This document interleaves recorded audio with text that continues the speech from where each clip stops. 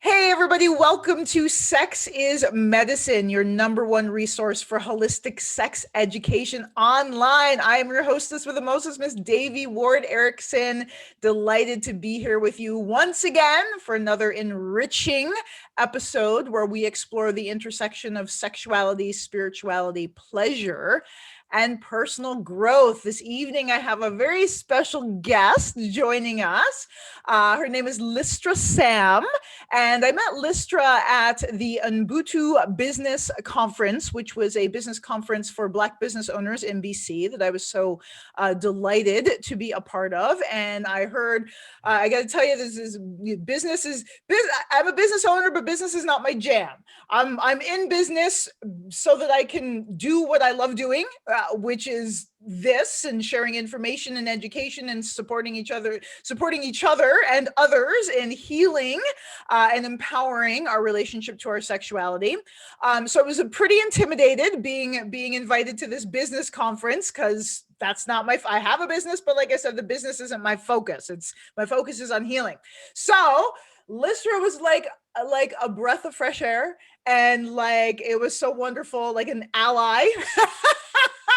Because she was not having any of some of that conventional patriarchal business bullshit that was happening there. So I was just so relieved and so delighted to find a sister at that event. And so we've been talking, and Lystra is up to some amazing stuff in the realm of healing for women, particularly women of color. So I wanted her to come on the show so we can talk about the importance of sisterhood in the journey of healing, because we talk a lot about healing. Sex is medicine, sexual healing, personal healing, and community plays a fundamental role in our ability to be fully healed, to show up as fully healed and fully empowered individuals. And the roles of us as women, the roles of mentor and guide and sister, these roles that we can play for each other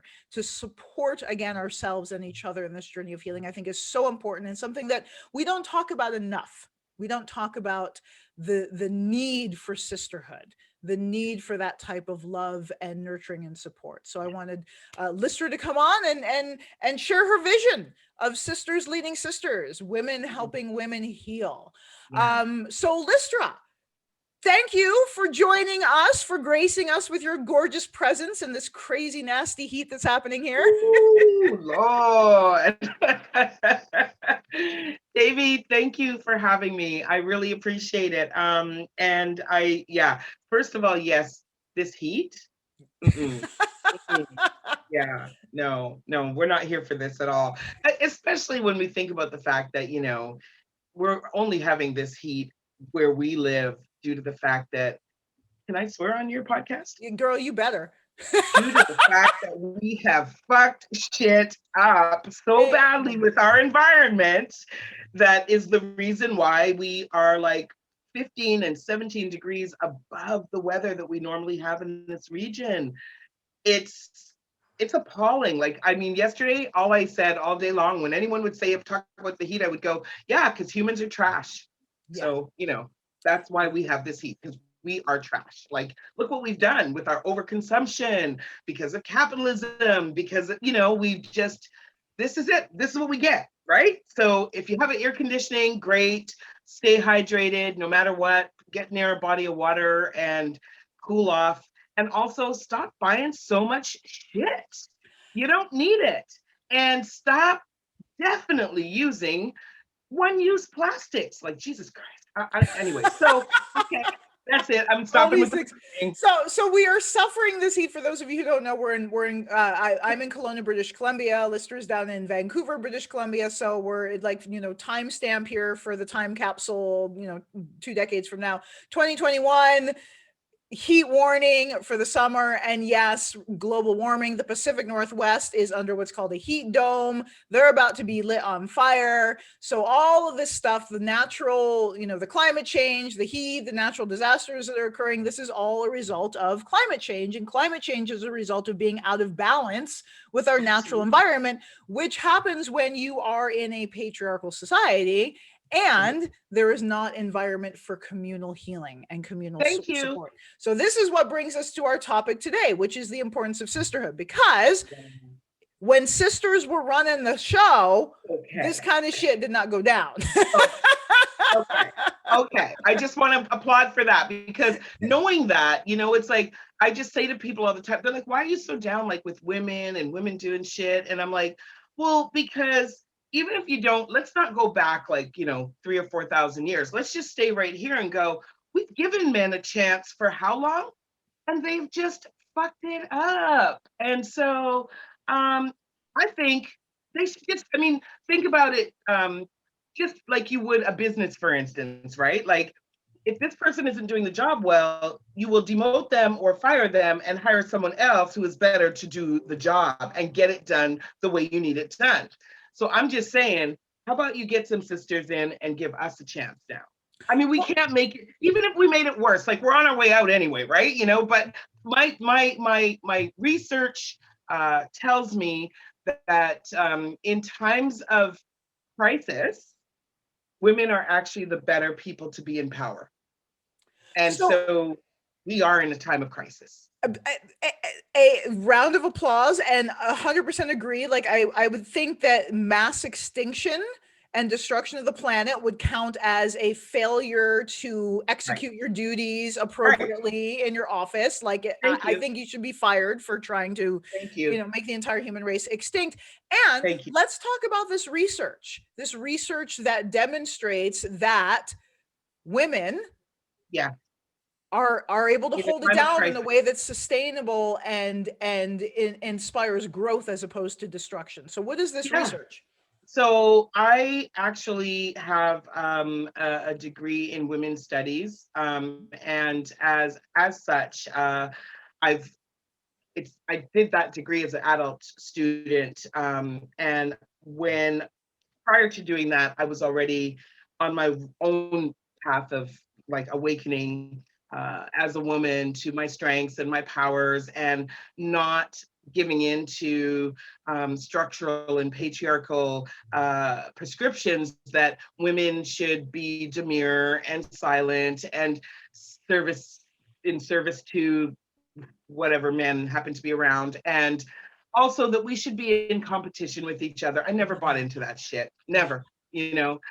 So I decided to do this degree, and actually there was some reading lists that they had that I really wasn't down with. Like, I was like, oh, actually, I don't want to read what men have to say about women.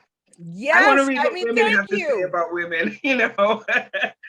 Thank you. That's kind of like, you know, learning about, if I may interject here, I find it so amusing. It's like when, like, you know, talking with people who haven't experienced anti-Black racism, and they're like, oh, but like, let me tell you about anti-Black racism. I'm like, where's your expertise? Like, what do you,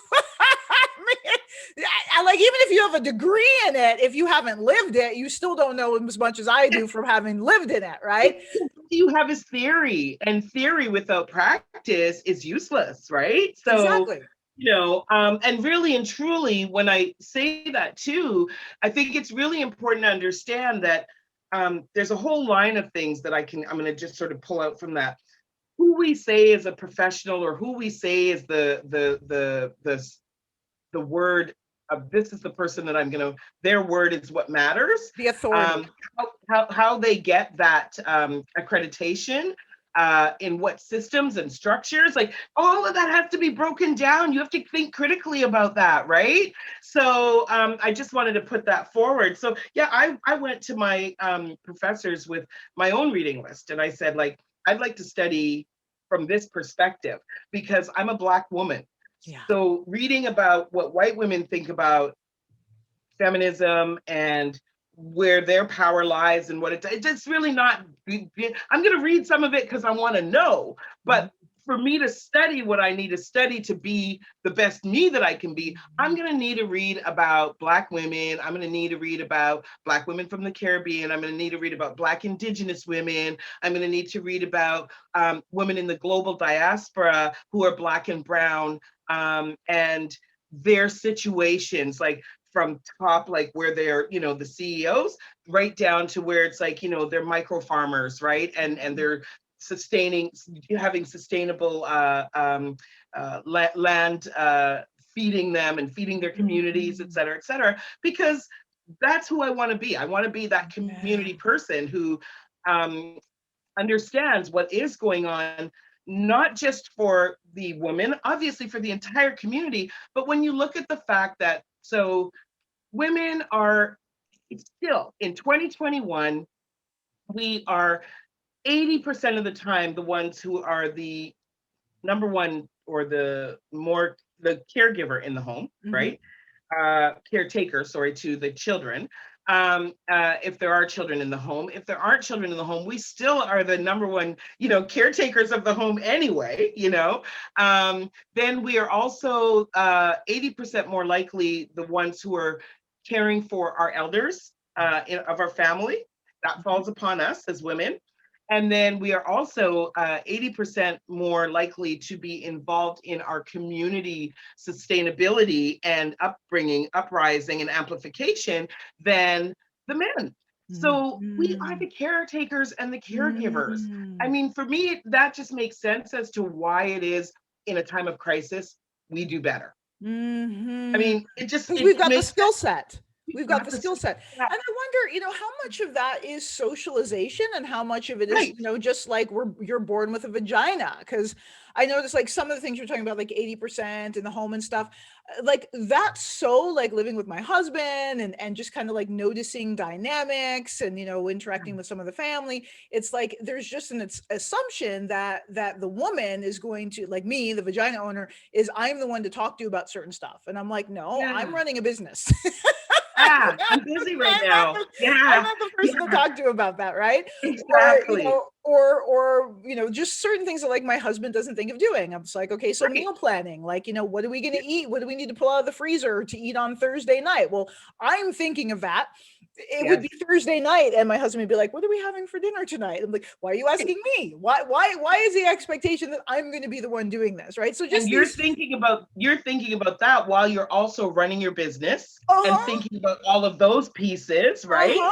So I'm just saying, you know, all of the pieces that we, and I don't like the term multitask because I don't believe in it, but all of the multi-thinking pieces that we have turning and the moving pieces we have you know, at any given moment, I'm pretty sure that's why we're the ones that are better in a crisis. Well, and also like, you know, bringing this back to sex, like this is why like it takes longer for us to like slow down and get into the mood. If I've got like 10 balls in the air that I've been juggling, and a lot of them are there just based on expectations. So I want to be clear that I wasn't complaining. It's just I noticed thing as far as the gender disparity in the house. It's like, so why is it expected that I'm going to be the person thinking of this? Why aren't you thinking of this, right? And it's because of the conditioning, because of the way we're trained based on our gender to either think about this or not, or have the privilege to not even think about it and just arrive at the table and dinner's made. That's it. That's right. You know, and interestingly enough, I grew up in a home that was quite far away from that. So I think it's just natural that oh gosh, it's so weird. Like I grew up in this home that was pretty egalitarian, you know? And that's also strange because number one, I have two parents who are from the Caribbean. And so they were immigrants to this country. And immigrants have a way of, how do I even want to put this? It's the way that I say we because I still think of myself as an immigrant as well. I wasn't born here, so and besides, I'm on stolen land, so whatever, you know. I'm like an immigrant, so so there's this way of doing things that kind of are kept in a vacuum. And I think it has to do with not feeling safe at first and thinking, oh, they're going to send me back, you know? So we do a lot of things like in community as a vacuum, like, so my Trinidadian community, which was most of my, you know, my cousins, my aunties and uncles, right? And one of the things that I noticed about my mom and dad was that my parents didn't raise us with the come on, Lystra, get in the kitchen and help your mom cook, because that's what you girls are supposed to do. My dad did a lot of the cooking, like I would say as much as my mom, maybe even sometimes more, depending on if she was in school or if she was working and in school. Um, and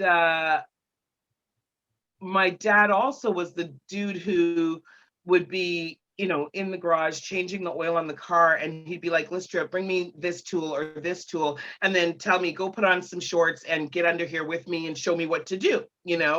So I grew up not thinking about mowing the lawn as the girl's chore or the boy's chore. It was the chore that needed to be done. Right? Yeah. Everyone contributes to the well-being of the community. Right, yeah. Exactly. So definitely that plays a part, because I didn't sort of look at my role as a female until I left my house, my mom and dad's house. Oh, interesting. Yeah. Interesting. I didn't have to be a boy or a girl. I just had to be someone who was living there, doing whatever they, needed to be done, right? So I did laundry, I cut the lawn, I changed the oil on the car, I did all of the things that needed to be done, and so did my brothers. And actually, as a result, I'm going to say this thing that if this goes public, my sisters will probably be really mad at me. No, I won't say it that way. What I will say is my brothers are like incredible caretakers. They're great cooks. They're way better cooks than I am. They really know how to, they're great at caring for their homes and their communities and getting involved in the communities, et cetera, and that is as a direct result of watching the example that my parents gave to us, right? Coming from I'm coming from the Caribbean, from Trinidad in particular, and I am a Carib Indian, so I'm Indigenous and Black as well.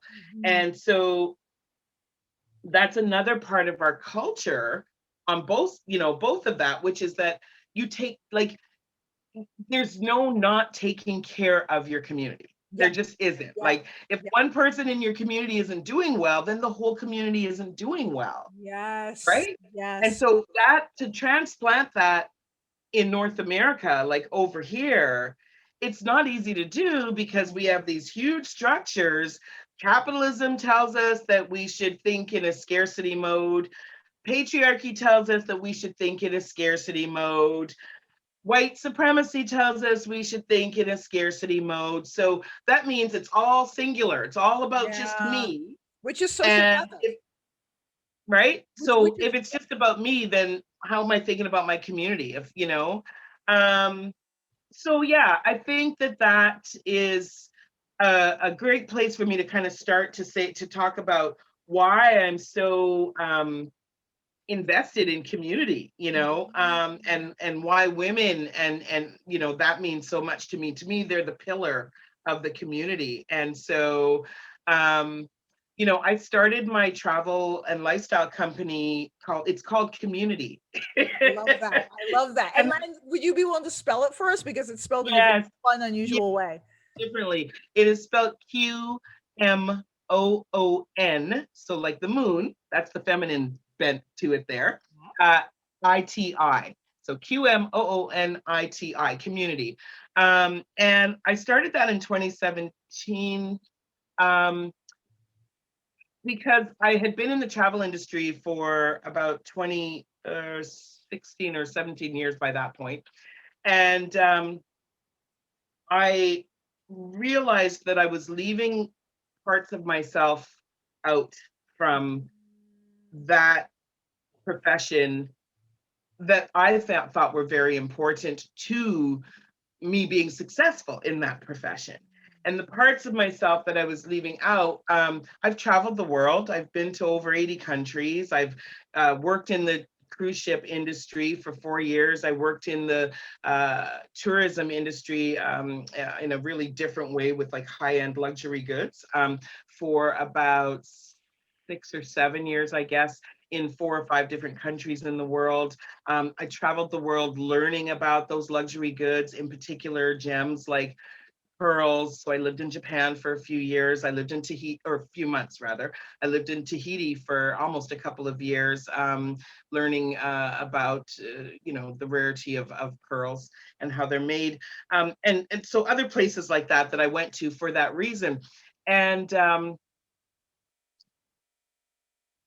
every time I was in a new community, I found myself doing community work, like volunteer work, to get to know the people, figure out the culture, and you do that by getting to know the people.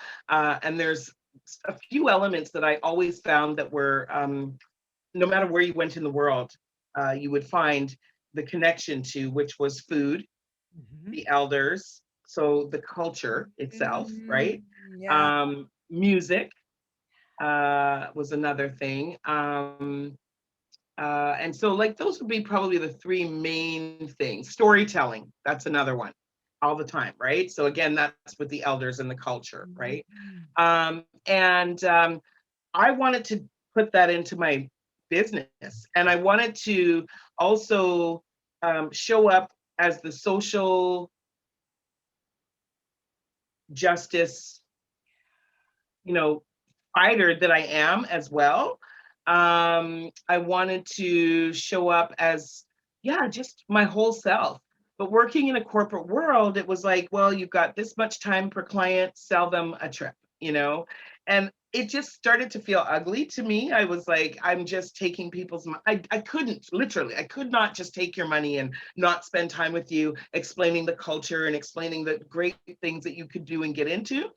So I thought, fine, I'm going to put my own social justice, my healing work, my feminist work, my advocacy work for the 2S LGBTQIA community, like all of that together. And I'm going to curate travel for people if they understand that they're coming to me not for a cheap drop and flop in Mexico, in wherever, but for actual cultural experience that's what travel is about. So that's how I started community. And what happened there, of course, is about a couple of years after, as I'm sort of making my way through and building the business, COVID hits. And just prior to COVID hitting, I was starting another project with a woman that approached me, who's another Trini sister, Shelly, who I love to death.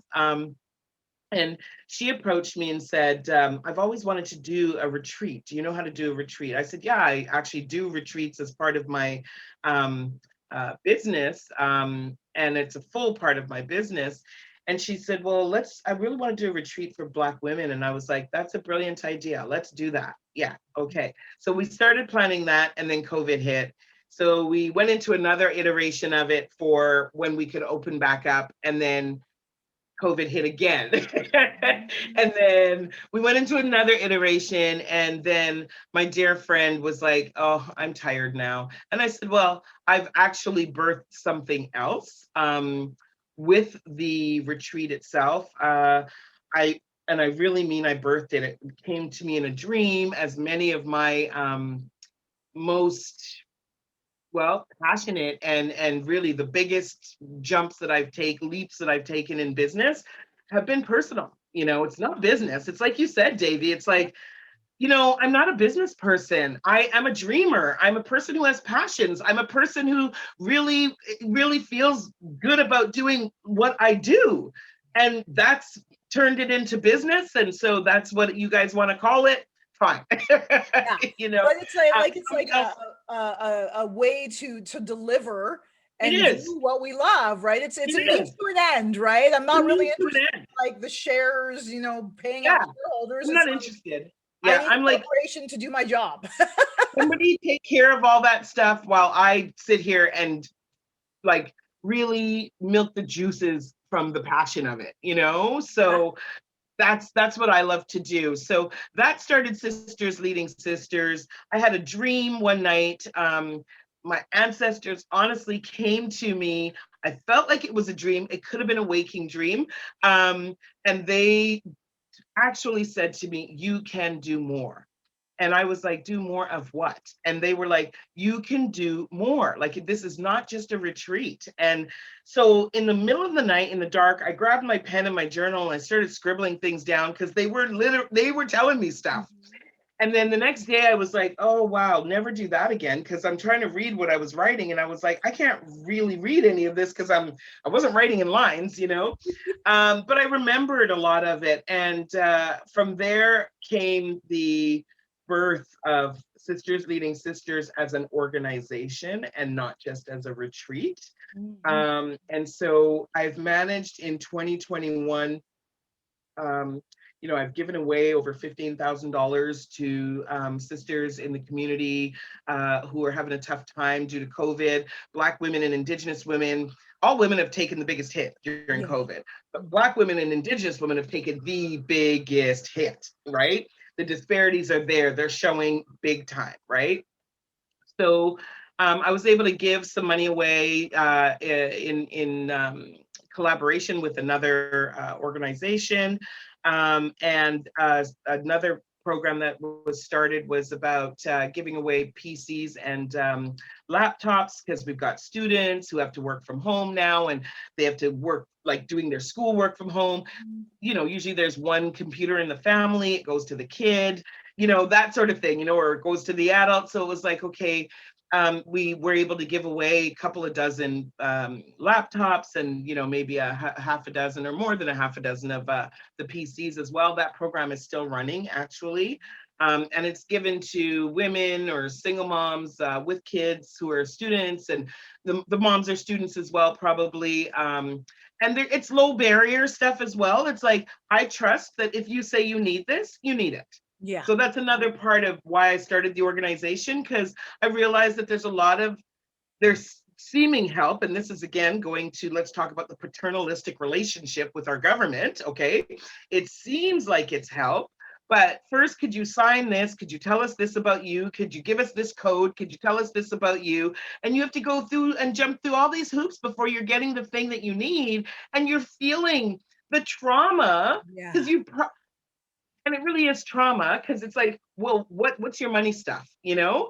And then that starts pumping up and you're like, oh, the worthiness with the money stuff, right? And, oh, I'm not deserving of this thing anyway, and that's probably why I won't get it. And you quit filling out the forms. And jumping through those hoops is daunting, right? And particularly, like you mentioned, the trauma. So, you know, if we're in a position where we need to rely upon those types of resources, it's usually because we've experienced some kind of devastating life event that we're trying to manage and cope with, and then get these resources basically for survival.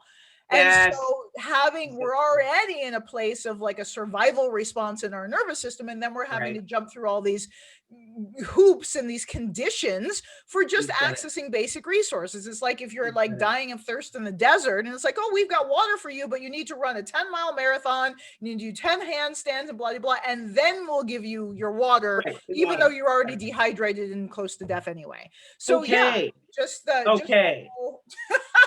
it. And I decided, no, I wanted to start an organization where I could just give stuff away to people and make it as low barrier as possible. Like, I don't even want to know your name. I'm going to probably know it because it's in your email, but tell me your email. Let me send you this form that just give me the form back. Just initial it if you want to.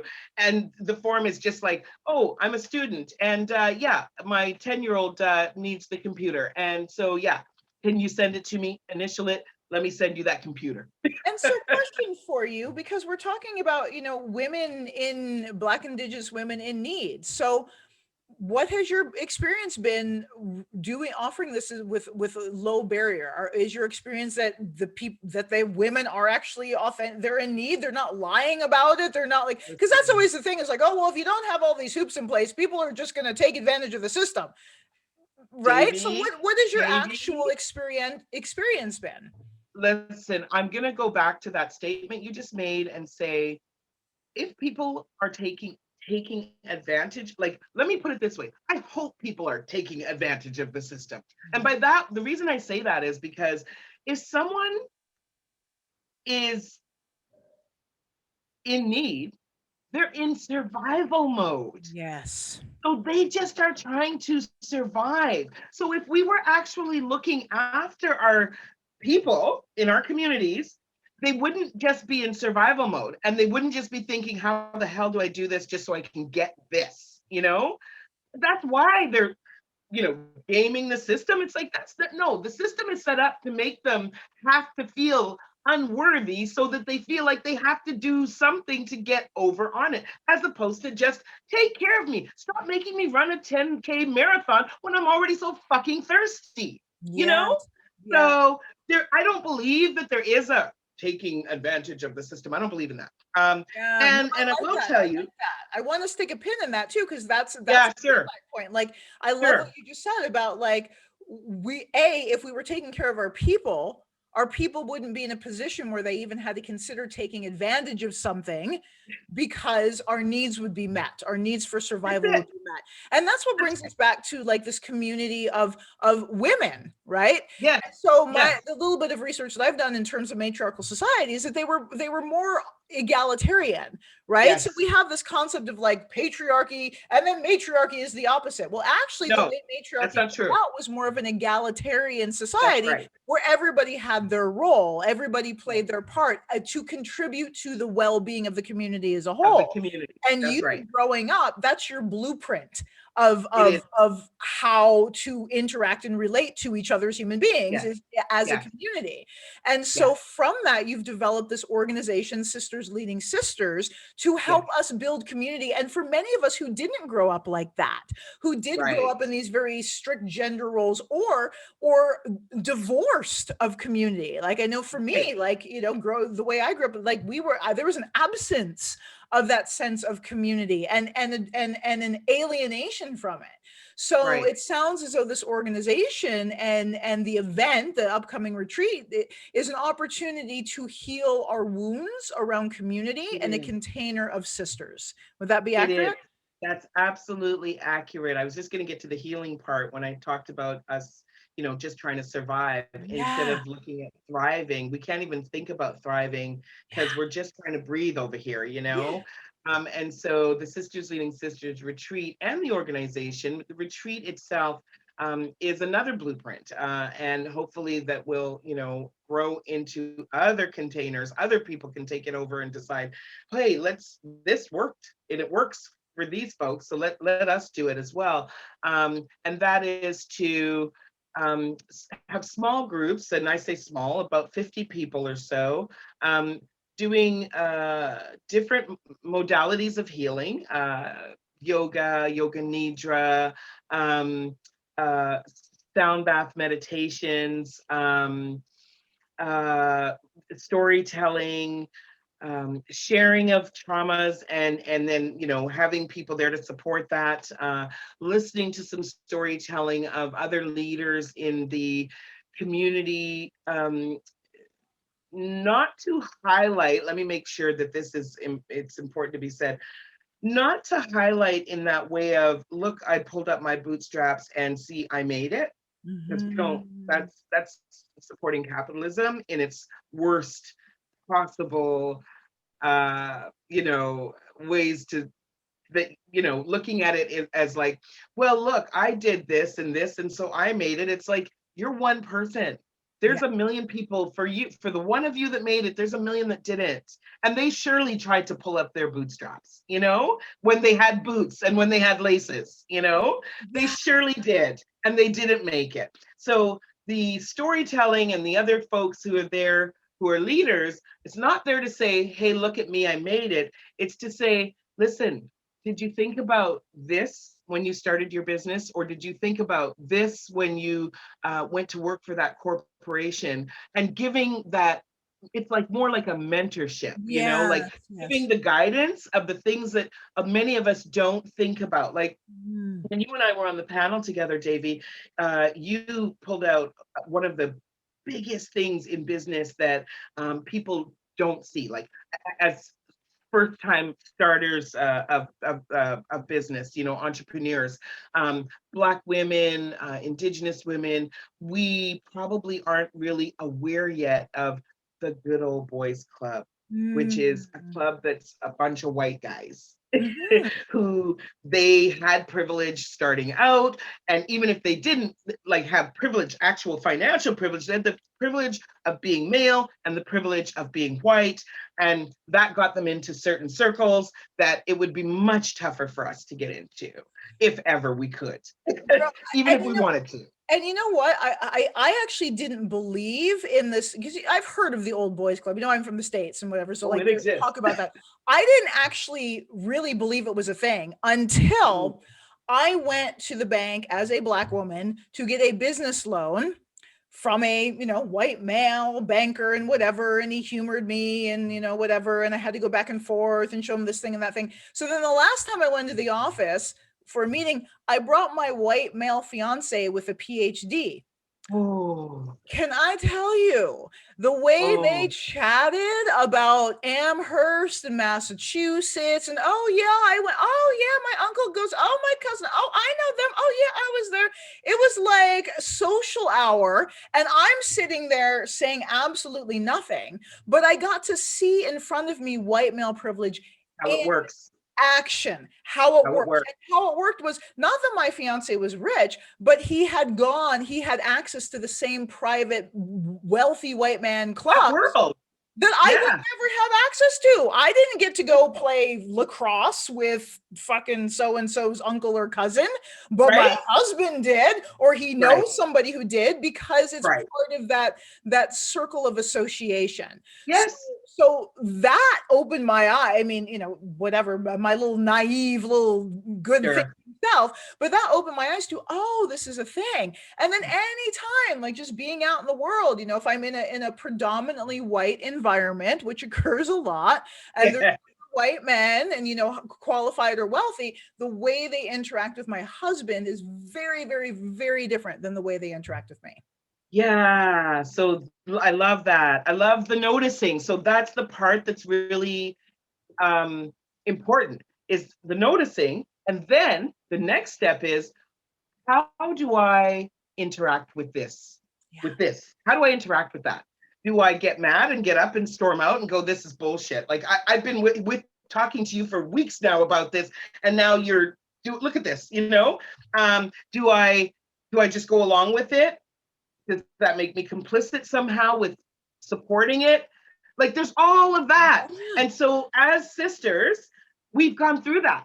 I've Yeah. gone through it. I went through it for years, okay? And I made different decisions at different times. Sometimes I tolerated it, sometimes I didn't. When I didn't, obviously it became a conversation to be had, right? And sometimes that conversation did not go well. Sometimes it went well. People could see it, hear me, hear what I was saying. Even with, honestly, doing business with my own brother, who did business with other men, and I would see that it was just a male thing, right? Where I was like, and two things would happen that I would bring to his attention and say, do you see how you treat me when you are speaking to other men? Like, do you hear how they leave me out and then so you decide to leave me out too? And really, hey, I'm the one with the brains here, buddy. I'm kidding. We all have brains, but But you bring the beauty too. I'm sure. Okay, let's do that. Let's do that. Um, so I would have to point this out, and it was always like, oh, you and your feminism, and I was like, don't belittle me and don't belittle it because you're actually in it, you're doing it, and then also watching how his demeanor would change when he was dealing with white men, and then again how his demeanor would again, like how I would be like excluded from that or included depending on how these white men wanted to include or exclude me, So it's a very interesting dynamic to be a part of it. And I mean, I'm talking in worlds where everything from banking to the entertainment industry to, getting on a private plane to fly somewhere to some, event or what, all of it, right? Like it's from sort of the small parts of business right up to the bigger To the parts of business, hugest, right? Yeah, exactly. And it's all yeah. about access and privilege. So It is. It is. So being in a group of women who can relate, and again, like we're doing, sharing stories, right? And how supportive it is to just to agree, like to be validated. Like, yes, I've experienced that too. To know that you're not crazy, that it's not in your imagination.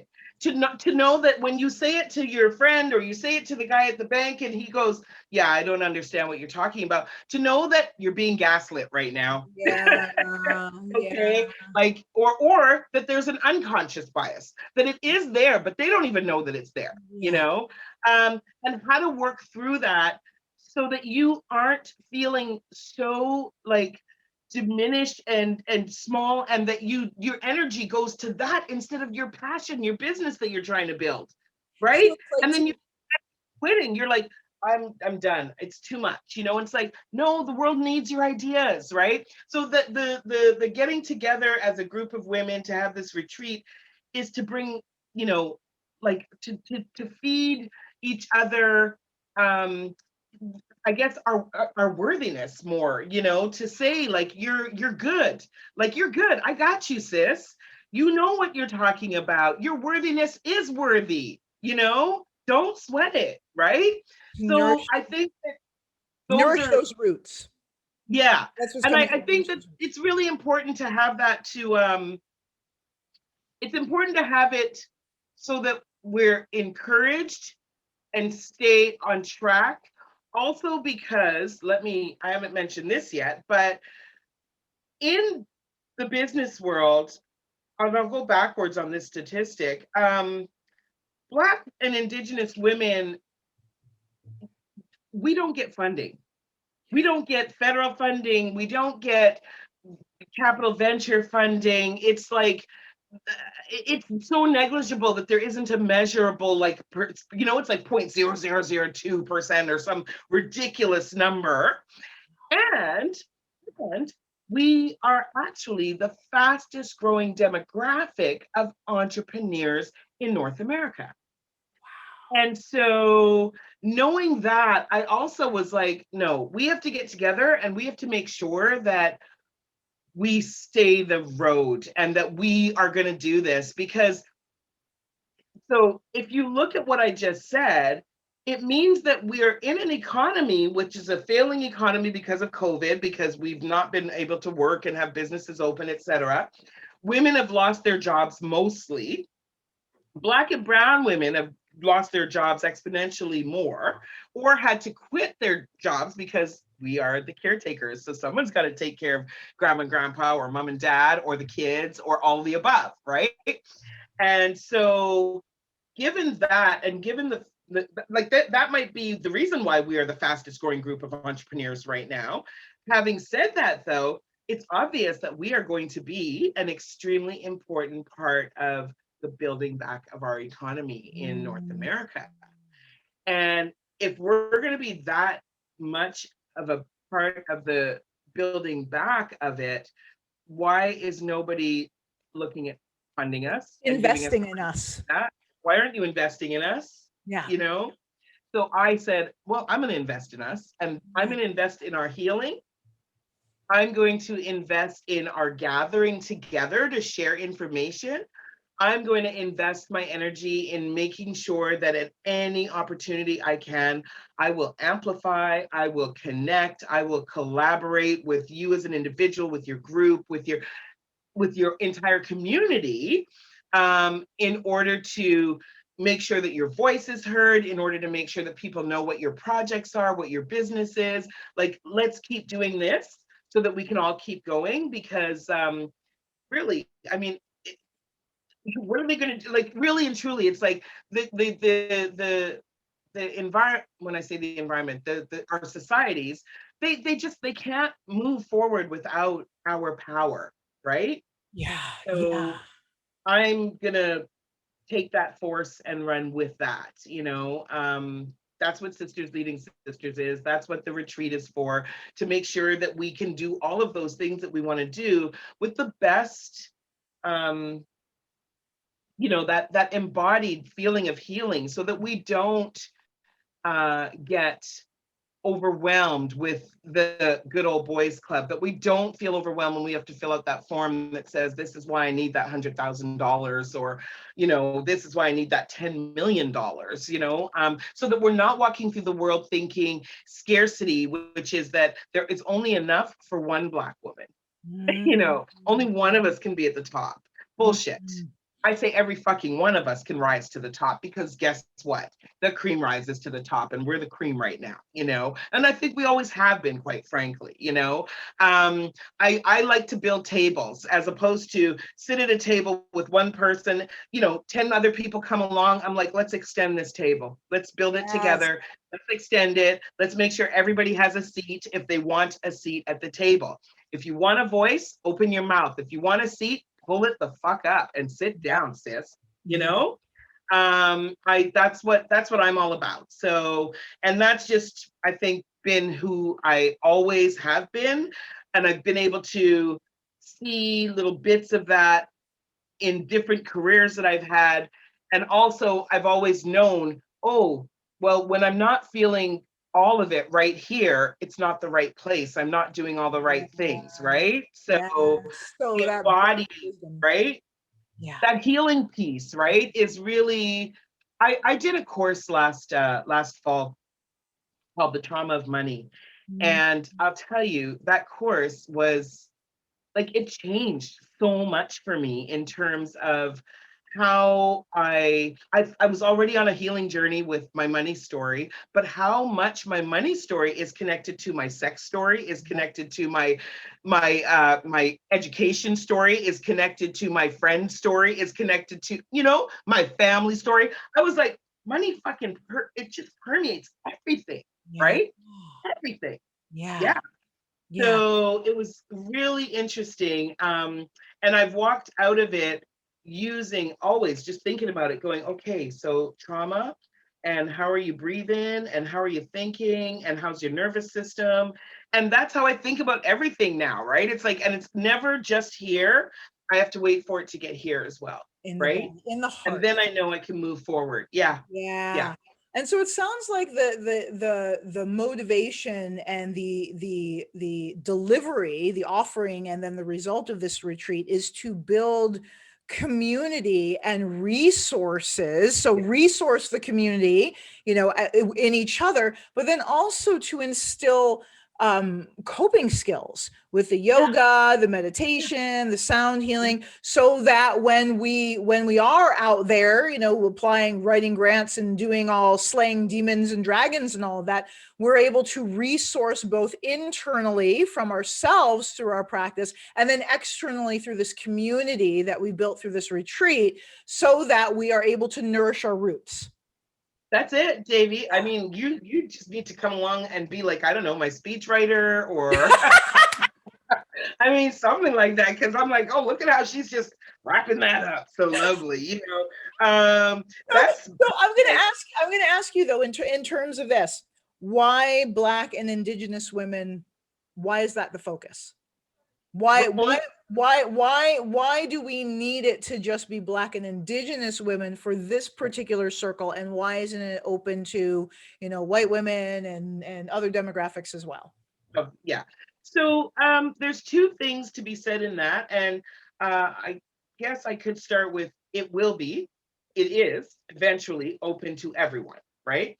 And then the place that I am at right now is that initially, actually, it was going to be only for Black women. That's what my friend Shelley had approached me with.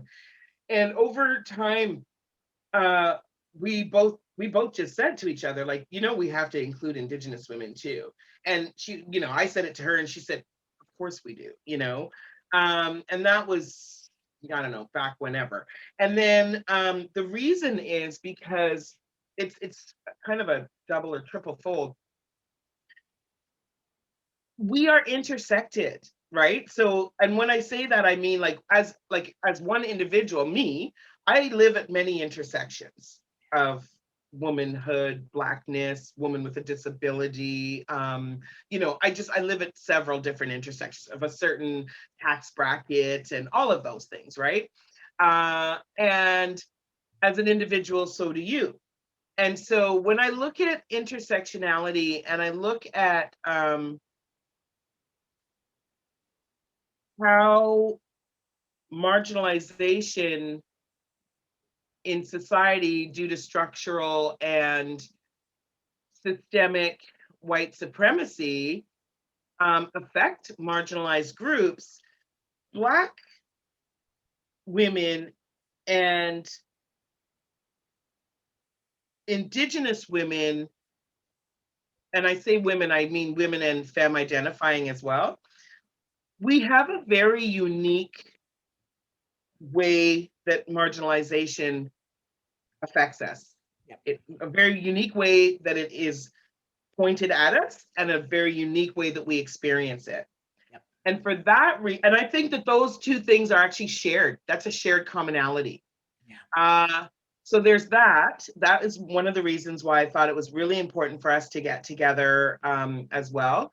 Also, there's a very deep relationship between Blacks and Indigenous people on Turtle Island, whether it be on the American side or the Canadian side of Turtle Island. And that's also a complicated relationship, because there was one, I don't know if a lot of people know this, there's like slavery between Indigenous people and Black people as well. And then there's also shelter.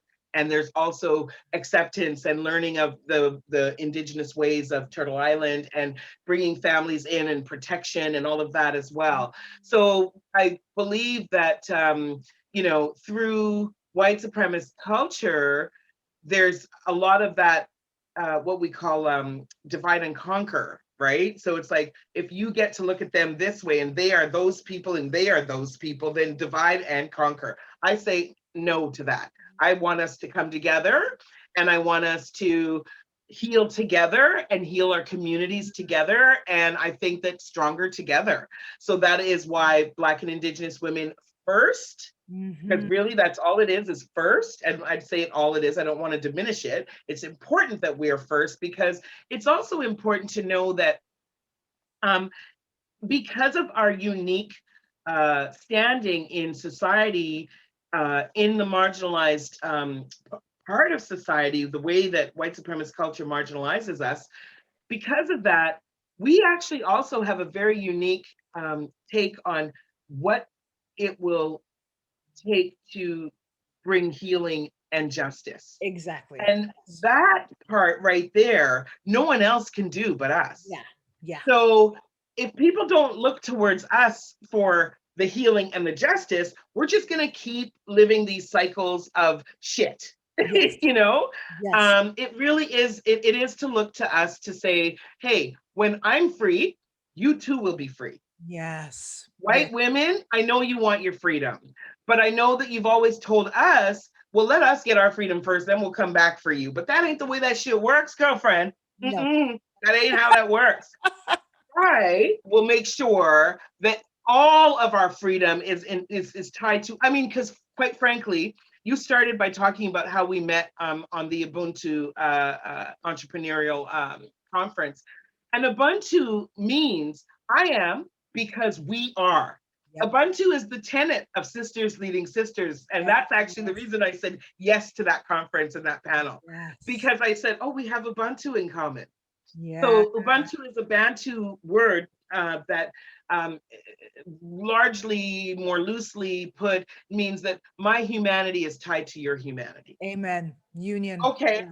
Yes. So you can't be living free if I've got chains shackled to me. Yep. It's not possible.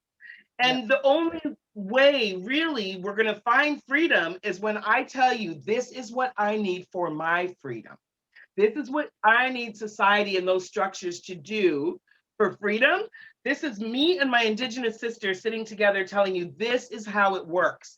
Once we are free, you too will have your humanity and you too will be free. Well, and I just want, like, this is just the beauty and the glory of this is that, like, the most marginalized of society, in those of us in society, what we're saying is, let's heal and transform for everyone, not not I want power so I can fuck you over and I can get revenge and I can whatever crush you beneath my heel, is let's put in place systems of equity and healing to benefit everybody so that we can all live here in and balance. So that we can all thrive. We can all thrive. We can all thrive. We can all thrive. We can all thrive. You know. So, unfortunately, our time for today is up with this conversation. So we will have to have more conversations. But what we're talking about today is the Sisters Leading Sisters Retreat for Black, Indigenous women, women identified, vulva, no vulva. If you're a woman, you're a woman. And this is happening in October. And everyone listening to the show, if you are a Black, Indigenous woman, you can come. So the sistersleadingsisters.com. And what else do you want to say? I just want to say the dates for that. The dates to save are October 15th through 18th. And that is also taking place in Osoyoos, which is part of the Osoyoos Indian Band Association on Inkamip land, which is owned by the First Nations of the area. And it's a beautiful resort that, we're doing it for 50 people. And we are trying to get scholarships funded for as many people as possible, or to just, again, lower the barriers so that nobody is said no to, right? Anyone who wants to come can come, up to 50 or 60 people. We're trying not to go past 75. So that is October 15th to 18th. And if anyone early registration actually opens on around July 8th or 10th. It's for early registration. And there's some prize packages and some interesting gatherings that will happen prior to the retreat. If you do early registration, you get to kind of get online with some of the folks and have some good conversations that lead into some other healing for yourself as well. So yeah. Beautiful. And you're also taking requests, taking donations for your Thrive bag. So where I'm donating copies of my book, Shake Your Soul Song, for the participants there. So if you're a business owner and you would like to contribute to this amazing event of resourcing healing for this community, you can go to sistersleadingsisters.com and find out more about donating, or if you'd like to sponsor a participant, you can do that as well, as a way of contributing to this community and contributing to the healing of this community. And I think that's really important, if I can just say quickly, for white women and women of color to understand that that is the part that they can play in making sure that, you know, social justice happens and that healing happens. When people say, I don't know what to do, I don't know what to do next, it's like, well, I'm telling you this, we need healing and we need funding for that, and we need in-kind donation for that. And this is a great way for you to be able to take part, do your part, because we're circling back later and we're going to have these same retreats with you as an ally and a co-conspirator, and we're going to keep the healing circles going. So get involved right now, get on board right now. Thanks, Devi. Beautiful, beautiful. So sistersleadingsisters.com. Thank you so much, Lystra, for sharing with us. It's like just fucking fire. Just what a pleasure. What a pleasure. Oh, we were talking for 10 minutes. Damn it. Jesus. That was great. Devi, we'll do another social justice podcast. Such a pleasure. Thank you very much for having me. And I do hope to come back again. And I'd actually like to come back and really talk about sex as medicine, like talk about sex and sexual healing at some point too. Because I'm a woman of a certain age, like I've gone through menopause already. And, you know, what does that mean to me with sex? And do I still get to be a sexual being? And I'd love to have that conversation with you too. Let's do that. And all of this, I want to say it does feed into sex as medicine, because we cannot be vibrant, healthy sexual beings when we are in survival and scarcity mode. We cannot be vibrant, healthy sexual beings when our basic needs for support are not being met, when we're constantly dealing dealing with microaggressions and overt aggressions and systematic inequities, like that drives my vagina right up. Like, you know, like I'm not having any sex with anybody if I just got microaggressed at the, Right. This is about, sex is more than just penis and vagina and vagina, the actual genital activity. It's cultivating ground, nourishing the roots, cultivating the soil for sexuality to blossom in. Absolutely. And so that's why these kinds of conversations in my mind are so blossom. Pardon? Right? For intimacy to blossom, and for intimacy to blossom, you have to have trust. And if you don't have healing, you don't have trust. You're in survival mode. This is it. Click, click, click, click, click. It's like, it's so obvious. It's about the healing all the time, right? All pieces together. So yes. Great. So love this so much. So come get some at Sister Leading Sisters. Lystra, you and I are going to make another date to be on here, talk about more about sexual healing, because it's so freaking fun. And thank you to our listeners and our audience. We hope that you have been awakened and inspired, and that you go to sistersleadingsisters.com and find out how you can support and contribute and participate in this healing event, and help it spread, because we need it. Yeah, we really do. We all do. As a planet, we need it. So blessings. You guys next week. Have a beautiful week. Blessings.